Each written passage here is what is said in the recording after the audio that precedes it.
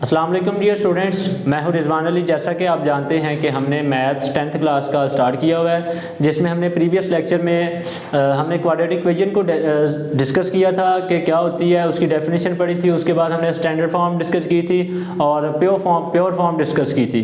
तो आज dear students हम जो है वो 1.1 को स्टार्ट कर रहे हैं, जिसमें हमारे पास क्वेश्चन 1 है। क्वेश्चन 1 में हमारे पास जो है वो कह रहे हैं कि right in standard and pure quadratic equations. ये कुछ क्वेश्चंस दिए गए हैं जिनको हमने ये डिस्कस करना है, देखना है कि इनमें से कौन सी क्वाड्रेटिक इक्वेशन है और स्टैंडर्ड फॉर्म है और इनमें से कौन सी प्योर फॉर्म है। तो इसको चलें फर्स्ट क्वेश्चन को स्टार्ट करते हैं। देखें जी, x को इनको मल्टीप्लाई करेंगे। पहले x को x से मल्टीप्लाई किया तो x स्क्वायर आ जाएगा, x को -3 से किया तो -3x आ जाएगा, और इसी तरह 7 को x से करेंगे तो 7x आएगा, और फिर 7 को 3 से करेंगे तो 7 3 -21 आ जाएंगे। तो इसके अलावा ये -7 आ जाएगा वैसे का वैसे। और आप देखें जी, x स्क्वायर माइनस, और देखें अब 7x है और ये -3x है। इसका क्या होगा डियर स्टूडेंट्स, इसमें हमने 7x प्लस है और ये माइनस है, इसको प्लस माइनस करेंगे तो ये आ जाएगा जी 4x, और -21 वैसे ही आ जाएगा। ये -7 है, नेक्स्ट स्टेप के बाद ये आ जाएगा +7 = 0। तो देखें इसके बाद x स्क्वायर प्लस 4x आएगा, और ये प्लस माइनस करने के बाद हमारे पास 14 आ जाएगा। तो देखें डियर स्टूडेंट्स, कल हमने डिस्कस किया था कि स्टैंडर्ड फॉर्म क्या होती है। ये देखें स्टैंडर्ड फॉर्म हमारे पास ये थी ax² plus bx plus c = 0।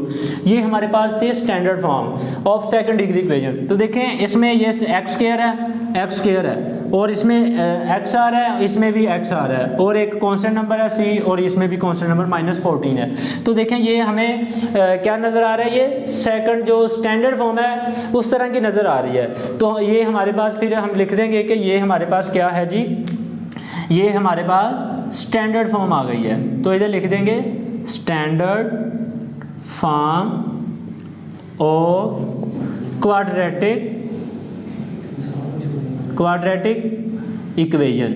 तो ये डियर स्टूडेंट हमने देखना था, साबित करना था। तो ये हमारे पास आ गया जी, सेकंड डिग्री स्टैंडर्ड फॉर्म आ चुकी है। तो यही हमने जो है वो पॉइंट आउट करना है। तो देखें अब इसी का दूसरा क्वेश्चन लेते हैं। सेकंड क्वेश्चन है जी, सेकंड पार्ट, x स्क्वायर +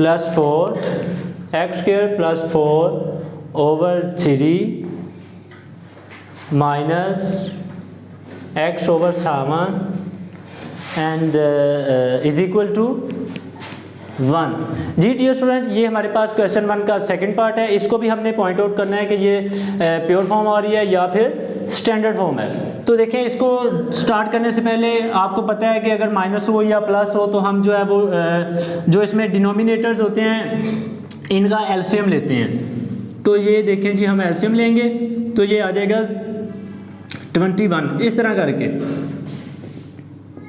ये हमारे पास 3 1s एंड 7 वैसे ही आएगा, 7 1s। इनको मल्टीप्लाई करेंगे 3 × 7, तो ये हमारे पास 21। तो ये 21 आ जाएगा। अब नेक्स्ट स्टेप क्या करते हैं, नेक्स्ट स्टेप ऐसे करते हैं, आपको पता है कि 21 को जो एलसीएम होता है उसको एज अ न्यूमरेटर रखते हैं और इसको फिर रखते हैं डिनोमिनेटर। कैंसिल करते हैं, 3 1s 3 7s। तो 7 आएगा, 7 को हम जो है वो न्यूमरेटर से मल्टीप्लाई करते हैं, 7 × x + 4, और माइनस। अब दोबारा से एलसीएम को इधर रखेंगे एज अ न्यूमरेटर और इसको रखेंगे एज अ डिनोमिनेटर। कैंसिल करेंगे, 7 1s 7 3s, और 3 को मल्टीप्लाई करेंगे ऊपर x के साथ। तो ये आ जाएगा हमारे पास। तो नेक्स्ट स्टेप देखें जी, ये 21 है। नेक्स्ट स्टेप जब ये करते हैं तो हमारे पास ये आ जाता है, इसको मल्टीप्लाई करेंगे 7x + 7 4s 28 -3x, और ये 21 ये ऐसे होके 21 इससे मल्टीप्लाई हो जाएगा, तो ये 21s 21 आ जाएगा। और इसमें देखें जी 7x + 28 - 3x, क्वेश्चन सॉरी बेटा, इधर ये एक्स स्क्वायर आना था, ये मिस्टेक होगी थोड़ी सी, देख लें ज़रा। 7x स्क्वायर, तो ये 21 आ जाएगा।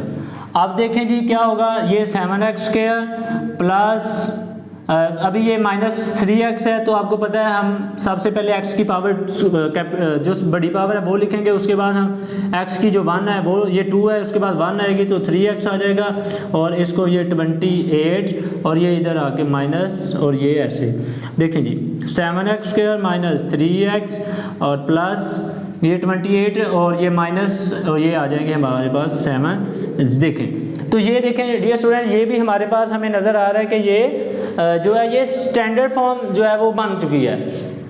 स्टैंडर्ड फॉर्म जो है वो उससे कंपेयर की जा सकती है। स्टैंडर्ड फॉर्म हमारे पास हमने अभी लिखी थी ax square plus bx plus c is equal to 0 होता है। तो ये देखें हमारे पास ये बिल्कुल इसी तरह सेम नज़र आ रही है।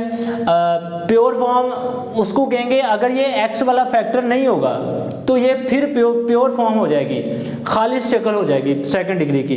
तो ये हमारे पास स्टैंडर्ड फॉर्म है, स्टैंडर्ड फॉर्म। तो इधर भी यही लिख देंगे standard form of second degree equation.